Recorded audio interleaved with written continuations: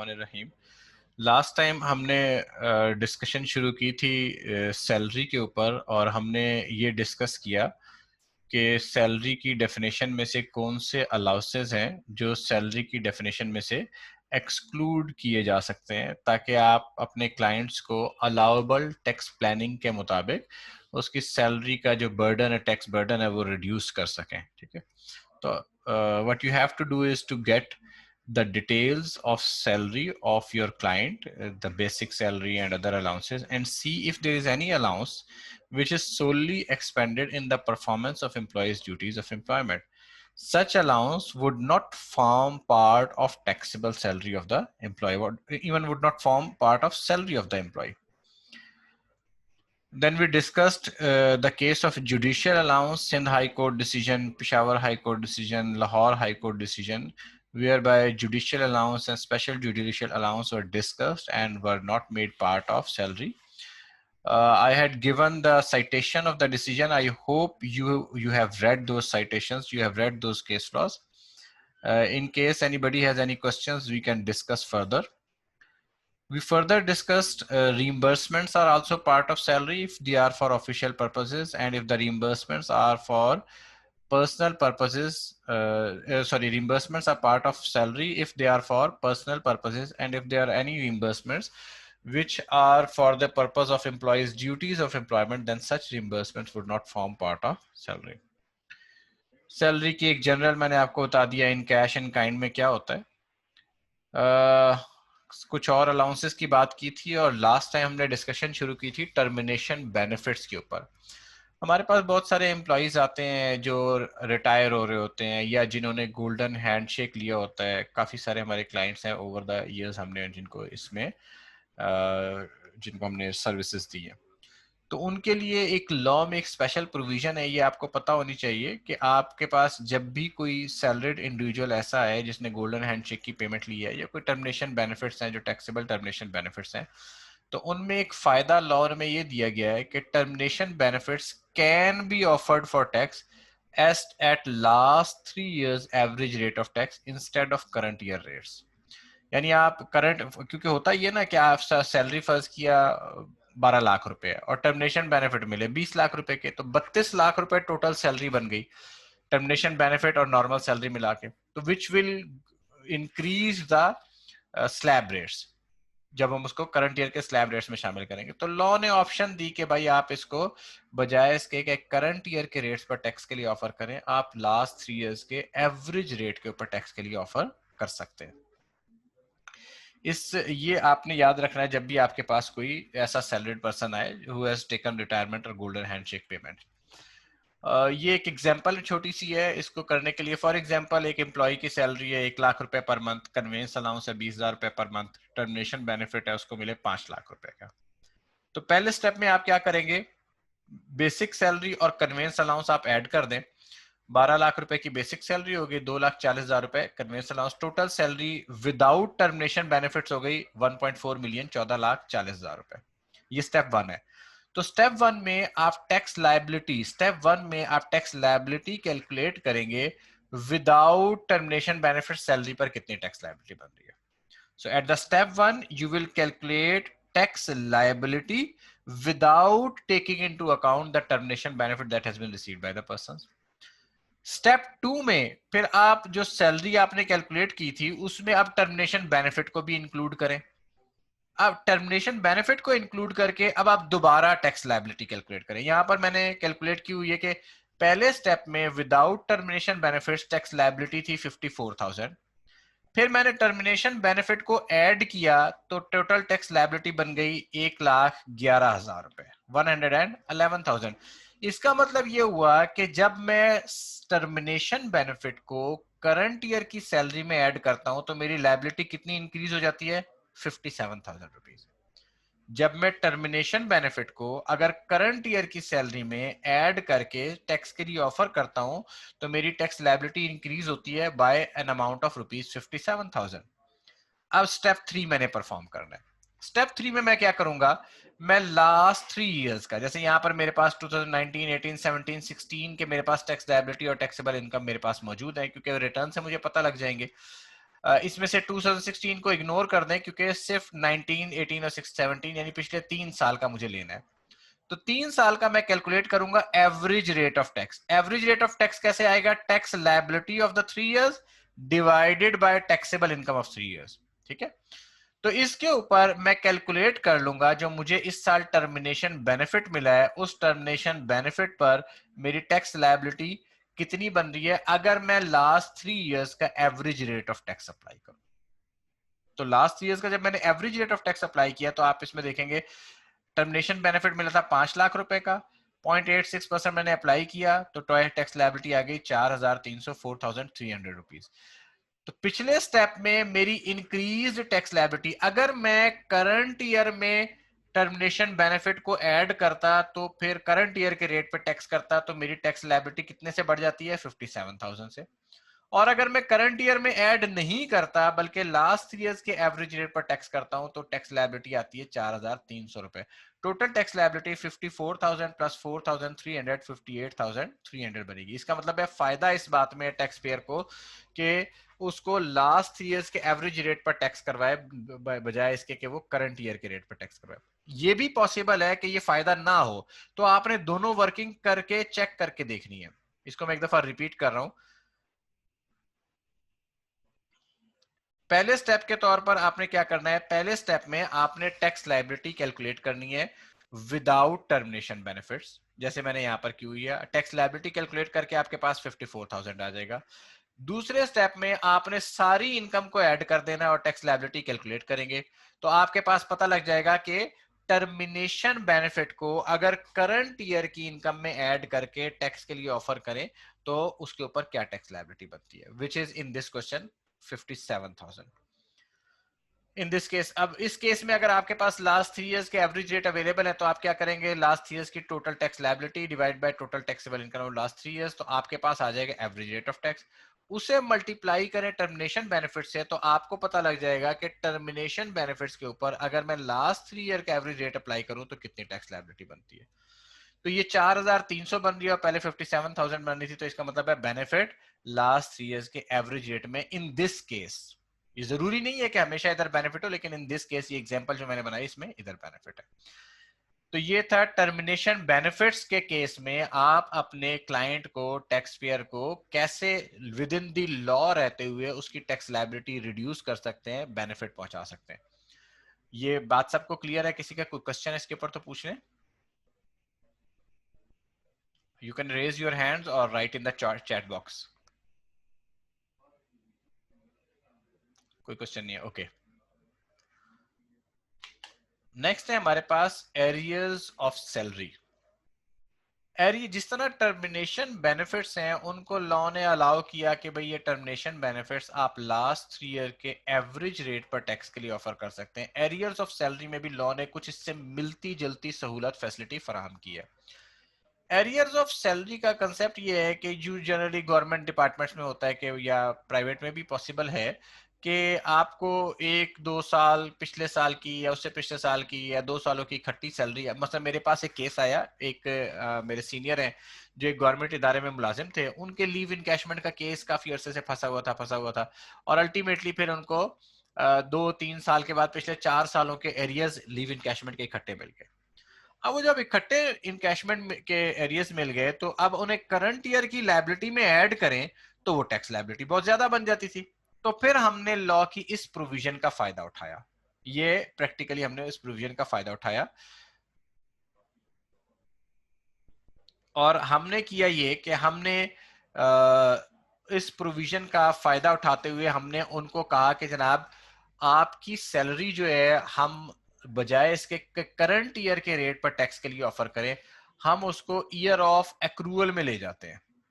ठीक है, हम ईयर ऑफ एक्रूअल में, यानी जो एरियर्स आपको मिले हैं उसमें आपके पास चॉइस क्या है? आप बजाय इसके कि करंट ईयर की इनकम में ऐड करें और उसके ऊपर टैक्स लायबिलिटी कैलकुलेट करें, आप इसे ईयर ऑफ एक्रूअल के रेट के ऊपर टैक्स के लिए ऑफर कर दें। ठीक है, अगर आपका क्वेश्चन आया है वो भी अभी मैं जवाब देता हूं। मैं जरा ये एरियर्स ऑफ सैलरी एक्सप्लेन कर दूं। ठीक है, तो एरियर्स ऑफ सैलरी की यानी हमें टर्मिनेशन बेनिफिट्स में क्या अलाउ था कि लास्ट 3 years का एवरेज रेट ऑफ टैक्स आप निकाल लें और उसके ऊपर टैक्स के लिए ऑफर कर दें। और एरियर्स ऑफ सैलरी में आपके पास क्या ऑप्शन मौजूद है? एरियर्स ऑफ सैलरी में आपके पास ऑप्शन मौजूद है कि आप ईयर ऑफ एक्रूअल के ऊपर चले जाएं rather than year of receipt. Normally salary की टैक्सेशन रिसीट बेसिस पर होती है, तो यहां पर लॉ ने आपको अलाउ किया कि अगर आप ईयर ऑफ एक्रूअल का रेट कम था तो आप उसके मुताबिक टैक्स के लिए उसको ऑफर करें। अगर आप एवरेज रेट, इससे पहले मैं एक एग्जांपल ही आपको करा देता हूं पहले, है ना। पहले हम ये एग्जांपल कर लेते हैं। एग्जाम्पल है, फर्ज किया 1 लाख रुपए पर मंथ सैलरी है, 20,000 रुपए पर मंथ जो है कन्वेंस अलाउंस मिला है, और सैलरी 2017 की थी 8 लाख रुपए। ठीक है, यानी ये करंट ईयर है, टैक्स ईयर 2021 की फर्ज की हम बात कर लेते हैं। बेसिक सैलरी 1 लाख रुपए पर मंथ है, कन्वेंस अलाउंस 20,000 रुपए पर मंथ है। 2017 में, आज से 2-3 साल पहले, सैलरी थी 8 लाख रुपए पूरे साल की, लेकिन पूरी नहीं मिली। एरियर्स ऑफ सैलरी जो 2017 के थे वो बनते थे 5 लाख रुपए, वो एरियर्स मुझे आज आके मिले हैं 2017 में। गोया मुझे 2017 में सैलरी मिलनी थी 8 लाख, लेकिन मिले सिर्फ 3 लाख रुपए, और जो बाकी 5 लाख हैं वो करंट ईयर में आके मिले। तो आप पहले स्टेप में तो आप उसी तरह से कैलकुलेशन करें, विदाउट एरियर्स करंट ईयर की टैक्स लायबिलिटी कैलकुलेट करें, विच इज 54,000। ये पिछले सवाल में भी हम कर चुके हैं, पिछले केस में भी हम देख चुके हैं। तो विदाउट एरियर्स करंट ईयर की आप टैक्स लायबिलिटी कैलकुलेट कर लें। सेकेंड स्टेप में जो बेसिक सैलरी है प्लस जो कन्वेंस अलाउंस है, और फिर इसमें एरियर्स अब शामिल कर लें, और फिर टैक्स लायबिलिटी कैलकुलेट करें। तो उसी तरह से आपको पता लग जाएगा कि एरियर्स को हम करंट ईयर की इनकम में शामिल करें तो हमारी टैक्स लायबिलिटी में इंक्रीज कितना आ रहा है। यहां पे हम क्या चेक कर रहे हैं कि विदाउट एरियर्स हमारी टैक्स लायबिलिटी कितनी थी, और विद एरियर्स हमारी करंट ईयर में कितनी टैक्स लायबिलिटी बनती है अगर हम करंट ईयर के रेट अप्लाई करें। इसको हमने अगले स्टेप में कंपेयर कर लेना है। इसको हम ऐड करते हैं, अगर हम करंट ईयर में नहीं करते बल्कि ईयर ऑफ अक्रूवल में लेके जाते हैं, तो ईयर ऑफ अक्रूवल में मुझे 3 लाख सैलरी मिली थी, 5 लाख के एरियर थे, टोटल 8 लाख हो गई।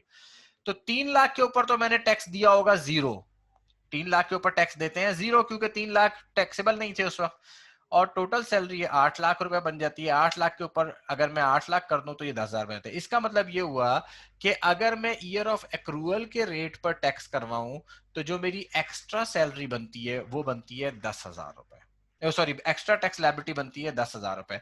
और अगर मैं करंट ईयर के रेट पर टैक्स के लिए ऑफर करूं तो मेरी टैक्स लायबिलिटी इंक्रीज होती है 57,000 रुपीज। तो इसका मतलब फायदा ये है कि मैं ईयर ऑफ एक्रूअल पे टैक्स करवाऊं अपनी सैलरी को, ना कि ईयर ऑफ रिसीट पे। तो इसी तरह आपके पास कोई केस है, मैंने ये प्रैक्टिकली किया हुआ है, और आपके पास भी कोई, आपके पास कोई, ये आपको ऑब्वियसली लॉ पता होगा तो आप ये अपने क्लाइंट को ये सहूलत फराहम कर सकते हैं कि आप उसकी जो एरियर्स ऑफ सैलरी है वो although as per law originally तो होने चाहिए, ईयर ऑफ रिसीट के ऊपर टैक्स होने चाहिए, लेकिन यू हैव एन ऑप्शन कि आप एरियर्स ऑफ सैलरी को ईयर ऑफ एक्रूअल के रेट पर टैक्स के लिए ले जाए।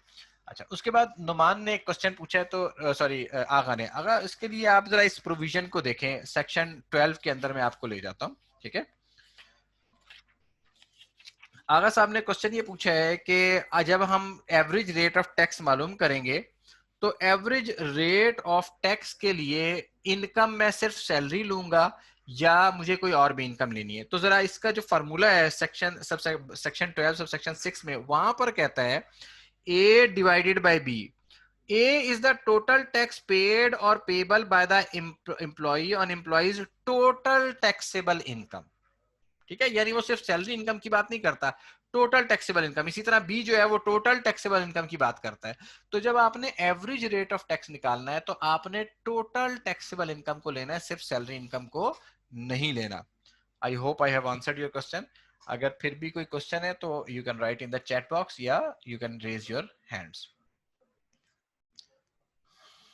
तो मैं रिपीट करता हूं जनाब, हमारे पास ऑप्शन मौजूद ये है कि हम टर्मिनेशन बेनिफिट्स को हम लास्ट 3 इयर्स के एवरेज रेट ऑफ टैक्स पे ऑफर कर सकते हैं, और एरियर्स ऑफ सैलरी को ईयर ऑफ एक्रूअल पे रेट पे टैक्स के लिए ऑफर कर सकते हैं।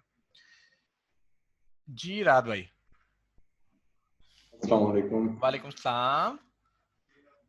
अच्छा सर, सिर्फ एक आपसे क्लैरिफिकेशन लेनी है। लॉ में है ना कि आपने इंटीमेट करना है टू द कमिश्नर जी बिल्कुल। कि आप कौन सा, अगर rate of average rate of tax अगर आप यूज कर रहे हैं, जी जी बिल्कुल। तो थोड़ा सा ये क्लैरिफाई, इस पे थोड़ी सी क्लैरिफिकेशन चाहिए कि at the time of filing of return जब हम यूज करते हैं एवरेज रेट ऑफ टैक्स, तो उसके साथ सेपरेट हम कोई एप्लीकेशन या नोटिस एंड राइटिंग देंगे टू द कमिश्नर जी और using the average rate of ji, tax. वो मैं अभी आपको नेक्स्ट स्लाइड इसी के ऊपर है, मैं अभी आपको क्लैरिफाई कर देता हूँ। ठीक है, ठीक, ठीक है। Thank you.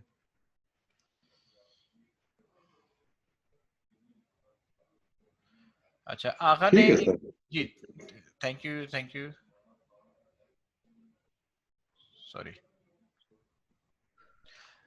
आगा साहब ने भी एक सवाल रेज किया है। आगा, मैं पहले राहत साहब के सवाल का जवाब देता हूं, फिर आपके लिए आपके सवाल पे दोबारा आता हूं। एरियाज ऑफ सैलरी और या टर्मिनेशन बेनिफिट्स दोनों के लिए अगर आपने ऑप्शन लेनी है तो it is required under the law कि notice shall be given to the commissioner inland revenue before due date of filing of tax return. यानी जो ड्यू डेट है, यानी फाइलिंग ऑफ टैक्स रिटर्न से पहले पहले आपको कमिश्नर को इंटीमेट करना है, नोटिस देना है। तो एक तो तरीकाकार ये हो सकता है आप पहले ही एक लेटर लिख दें कमिश्नर को। दूसरा ये हो सकता है कि आप रिटर्न फाइल करते हैं, तो जहां तक मेरी अंडरस्टैंडिंग है रिटर्न के वहां पर अटैचमेंट की भी गुंजाइश होती है, तो आप वहां पर एज एन अटैचमेंट एक लेटर लगा के और वो लेटर रिटर्न के साथ ही आप फाइल कर सकते हैं। तो वहां पर अगर अटैचमेंट की फैसिलिटी मौजूद हो तो उस अटैचमेंट वाली फैसिलिटी को भी आप यूज कर सकते हैं। Hopefully I have answered your question रात भाई।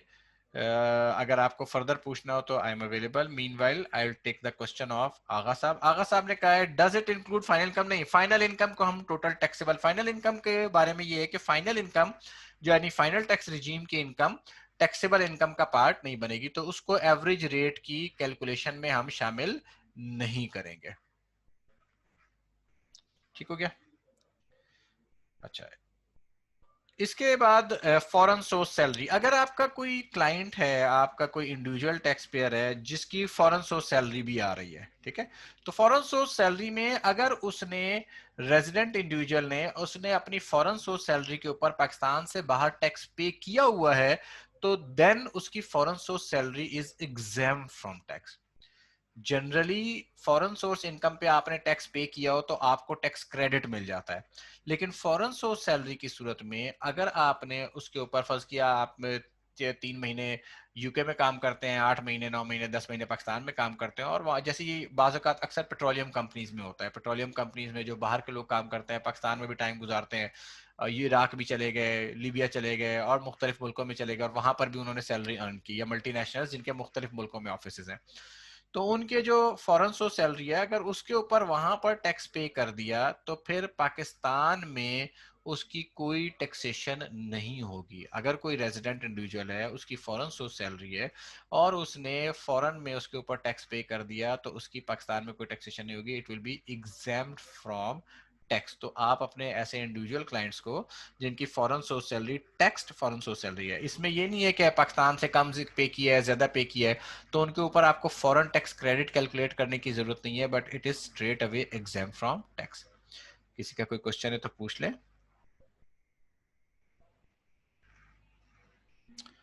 हामिद रहमान ने पूछा है sir what about separate block of income, is it included in total taxable income for average rate purpose? देखें, जब हम एवरेज रेट ऑफ पर्पसेस की बात करेंगे तो हम सिर्फ और सिर्फ नॉर्मल टैक्स रिजीम की इनकम को शामिल करेंगे। जो नॉर्मल टैक्स रिजीम की इनकम है वही टोटल टैक्स लायबिलिटी और टोटल टैक्सेबल इनकम में शामिल होगी। सेपरेट ब्लॉक में एफटीआर ही आती है, वही आगा साहब ने जो पहले क्वेश्चन पूछ लिया।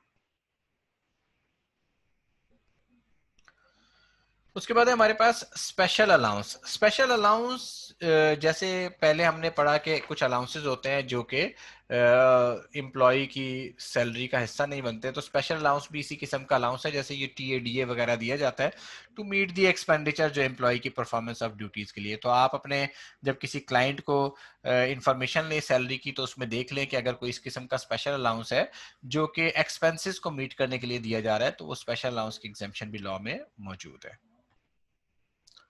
मेडिकल, मेडिकल की एग्जेम्पशन इंटरेस्टिंग है। मेडिकल में दो तरह से चीजें चल रही होती हैं, एक मेडिकल फैसिलिटी आप कह सकते हैं, एक को आप मेडिकल अलाउंस कह सकते हैं। मेडिकल फैसिलिटी की मुख्तलिफ फॉर्म्स होती हैं, मसलन एम्प्लॉयर अपने एम्प्लॉय के लिए इंश्योरेंस कार्ड बनवा देता है या उसको रिम्बर्समेंट ऑफ मेडिकल एक्सपेंडिचर कर देता है। तो ये जितनी भी मेडिकल फैसिलिटी होती है it is 100% exempt from tax. शर्त सिर्फ उसकी ये है कि it should be in accordance with the terms of employment. It should be in accordance with the terms of employment. Terms of employment का मतलब क्या है कि मसलन एक एम्प्लॉय को एम्प्लॉयमेंट लेटर दिया गया और उसे कहा गया कि जनाब आपको साल में 2 लाख रुपए तक की मेडिकल रिम्बर्समेंट अलाउड है। अगर आप बीमार हो गए, कोई मसला हो गया, तो एम्प्लॉयर आपका 2 लाख रुपए तक का खर्चा बर्दाश्त करेगा। तो ये टर्म्स ऑफ एम्प्लॉयमेंट के मुताबिक होगा। अब अगर एम्प्लॉय बीमार हो गया और एम्प्लॉयर ने 2 लाख से ऊपर का खर्चा था, फर्ज किया 2,40,000 था, 2,40,000 एम्प्लॉयर ने खुश होके या किसी रहम खा के एम्प्लॉय के पूरे खर्चे रीपे कर दिए, तो जो over and above the term of employment है वो एग्जेम्प्ट नहीं होगी, वो टैक्सेबल हो जाएगी। एग्जेम्प्ट मेडिकल फैसिलिटी या एग्जेम्प्ट मेडिकल रिइंबर्समेंट्स सिर्फ उस सूरत में है जब they are in accordance with the terms of employment. इसके अलावा एनटीएन, जिस हॉस्पिटल से क्लिनिक से एम्प्लॉय इलाज कराता है, उसका एनटीएन भी होना चाहिए और certification of bills from employer भी रिक्वायर्ड है इस एग्जेम्पशन को क्लेम करने के लिए। दूसरा होता है कि एम्प्लॉयर मेडिकल फैसिलिटी नहीं देता, बल्कि एम्प्लॉयर कहता है भाई मेडिकल अलाउंस, जैसे हम लोग भी जनरली मेडिकल अलाउंस, हम अपने एम्प्लॉयज को मेडिकल अलाउंस दे रहे हैं। एक साल में हमने मेडिकल फैसिलिटी दी थी तो ज्यादातर एम्प्लॉयज ने ऑप्ट किया कि यार हम फैसिलिटी नहीं लेना चाहते। माशाल्लाह सारे जवान लोग हैं तो मेडिकल फैसिलिटी की किसी को जरूरत नहीं पड़ी, तो अगले साल से हमने मेडिकल अलाउंस का कर दिया ताकि मेडिकल अलाउंस की एग्जेम्पशन लोगों के लिए मेंटेन रहे।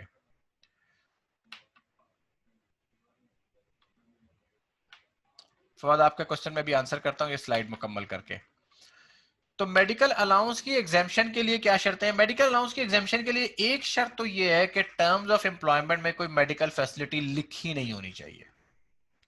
अगर एम्प्लॉयमेंट की टर्म्स ऑफ एम्प्लॉयमेंट में कोई मेडिकल फैसिलिटी लिखी हुई है तो चाहे एम्प्लॉई ने वो facility during the year avail की हो या ना की हो, मेडिकल अलाउंस की एग्जेम्पशन नहीं मिलेगी। और मेडिकल अलाउंस की एग्जेम्पशन की लिमिट क्या है? Up to 10% of basic salary. 10% of basic salary तक एग्जाम्प्ट है, इससे ऊपर की एग्जाम्पशन लॉ में नहीं है। फवाद ने एक क्वेश्चन किया, किधर गया चैट? फवाद का क्वेश्चन है सर क्या हम 3 प्रीसीडिंग ईयर्स ले सकते हैं in case of employment termination benefits, या ज्यादा लेंगे? सिर्फ 3 साल ही लेने जी। आपने लास्ट 3 ईयर्स का एवरेज रेट लेना है, आपने 3 साल से ज्यादा का एवरेज रेट ऑफ टैक्स नहीं लेना। 3 सालों की टैक्स लायबिलिटी डिवाइडेड बाय 3 सालों की taxable income. Coming back to medical, तो मेडिकल को मैं रिपीट कर देता हूं। मेडिकल में 2 किस्म की एग्जेम्पशंस हैं, एक मेडिकल फैसिलिटी की है, एक मेडिकल अलाउंस की है।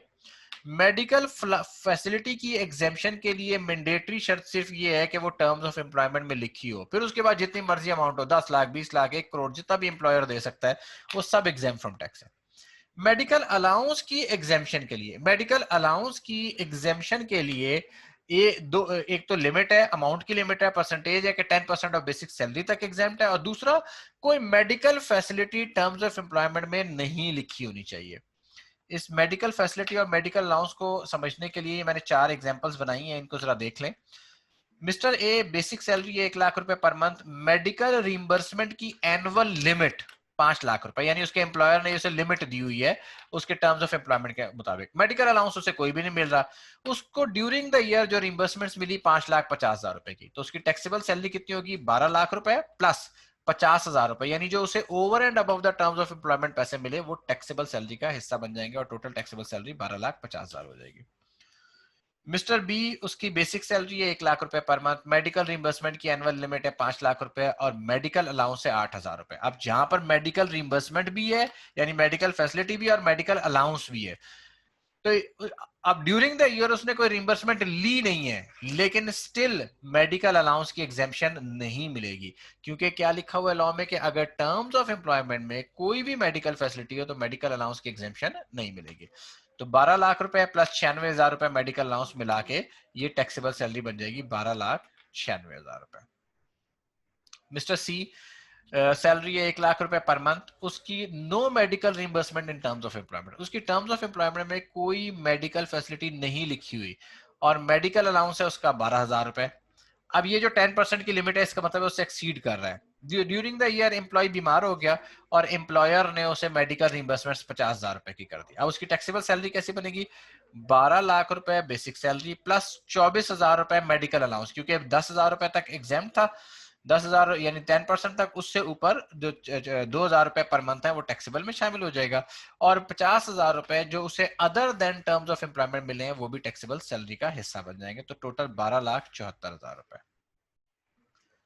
मिस्टर डी की एग्जांपल, उसकी सैलरी 1,00,000 रुपए पर मंथ है, no medical reimbursement terms of, उसके एम्प्लॉयमेंट टर्म्स ऑफ एम्प्लॉयमेंट में कोई मेडिकल रिइंबर्समेंट नहीं लिखी हुई, मेडिकल अलाउंस उसे मिल रहा है 8,000 रुपए, बीमार हो गया लेकिन एम्प्लॉयर बड़ा जालिम था, उसने कोई मेडिकल रिइंबर्समेंट नहीं दी, तो टोटल जो है उसे 12,00,000 रुपए सैलरी मिली, जो कि सारी की सारी एग्जाम फ्रॉम टैक्स हो जाएगी। यहाँ पर चूंकि टर्म्स ऑफ एम्प्लॉयमेंट में कोई मेडिकल फैसिलिटी नहीं लिखी हुई थी, इसलिए मेडिकल अलाउंस 10% तक एग्जाम हो गया। जी रात भाई। सर इसमें अगर let suppose medical reimbursement annual limit रखी हुई है टर्म्स ऑफ एम्प्लॉयमेंट में, एम्प्लॉयर ने 5,00,000 रुपए पहले केस में ना, ठीक है। लेकिन एम्प्लॉयर जब उसको पे करता है तो उसकी terms of employment accordingly amend कर लेता है, तो फिर क्या उसको ये फैसिलिटी जो 50,000 एक्स्ट्रा, ये फिर टैक्सेबल इनकम में आएगा या नहीं? अच्छा, अगर एम्प्लॉयर ने terms of employment during the year amend कर दी एक जनरल पॉलिसी के तौर पे, तो फिर तो जाहिर सी बात है टर्म्स ऑफ एम्प्लॉय वो मेडिकल रिम्बर्समेंट की लिमिट एक्सीड हो गई और it is with in that limit, तो फिर ये एग्जाम फ्रॉम टैक्स ही रहेगा। नहीं, अगर पॉलिसी लेट सपोज उस ग्रेड के शख्स के लिए एक लिमिट है, मतलब उस ग्रेड में, लेकिन इस स्पेसिफिक एम्प्लॉय के लिए टर्म्स ऑफ एम्प्लॉयमेंट में, तो then it will be a valid change. हाँ, वो असल में देखे ना, बाज़ औक़ात ऐसा होता है ना कि हर एम्प्लॉइज के लिए मुख्तलिफ पॉलिसीज होती है ना, मसलन सीईओ के लिए हो सकता है कोई और पॉलिसी जी हो, जी सीईओ के लिए कोई और पॉलिसी हो, बिल्कुल, सबकी हाँ जी, लिमिट एक जैसी तो नहीं होती। तो इसलिए जो है बिल्कुल। मेडिकल रिइंबर्समेंट की अगर लिमिट्स में कोई चेंज होती है, तो वो लिमिट्स की जो चेंज है वो स्टिल एप्लीकेबल होगी और मेडिकल रिइंबर्समेंट की एग्जेम्पशन मिलनी चाहिए। अच्छा, और सर सेकेंडली ये जो सिविल सर्वेंट्स हैं जो गैजेटेड नोटिफिकेशन पे आते हैं ना, हम्म। इनको एक मेडिकल फैसिलिटी तो होती है, लेकिन ये कहीं कॉल्ड आउट नहीं होती है, इनको देखिए, साथ मेडिकल अलाउंस भी मिल रहा होता है, तो अगर क्या तो ये, फिर ये मेडिकल, जी सॉरी। मैं आई एम सॉरी, मैं आपका सवाल में समझ गया। देखें, वो मेडिकल फैसिलिटी कभी भी सिविल सर्वेंट की या किसी इदारे में ऐसे नहीं होती कि वो कहीं पे भी लिखी हुई ना हो। ठीक है, जनरली कहीं ना कहीं पॉलिसी, कोई ना कोई डॉक्यूमेंट मौजूद होता है, तभी कोई इदारा देगा, बगैर पॉलिसी के तो नहीं देगा। अगर बगैर पॉलिसी के कोई मेडिकल रिइंबर्समेंट मिल रही है तो वो टैक्सेबल होगी। ठीक है, ठीक है, और जो मेडिकल अलाउंस मिल रहा है वो फिर वो 10% तक एग्जाम्प्ट हो जाएगा। यस। वो 10% तक एग्जाम हो जाएगा। ठीक, ठीक है, थैंक ठीक यू सर। है, ओके, थैंक यू।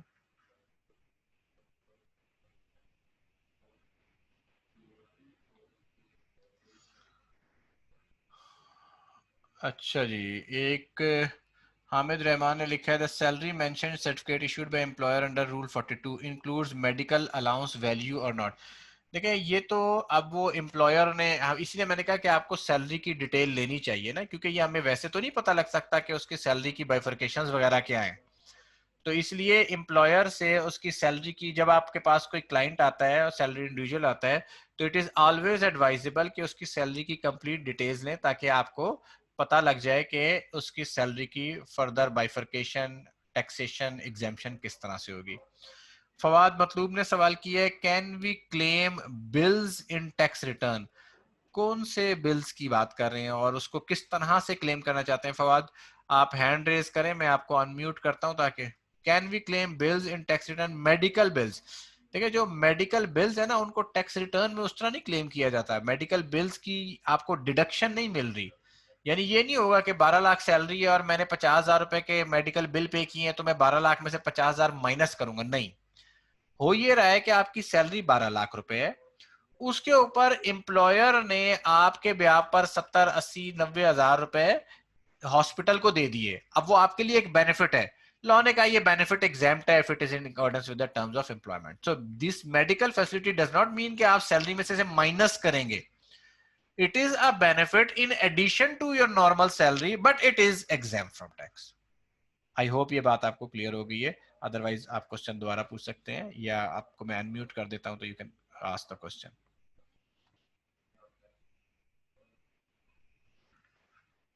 ओके जी, नमाज अजान हो गई है। थैंक यू वेरी मच, आज के लिए इतना ही काफी है। फिर इंशाल्लाह ताला नेक्स्ट फ्राइडे हमारी मुलाकात होगी। Thank you, Allah Hafiz.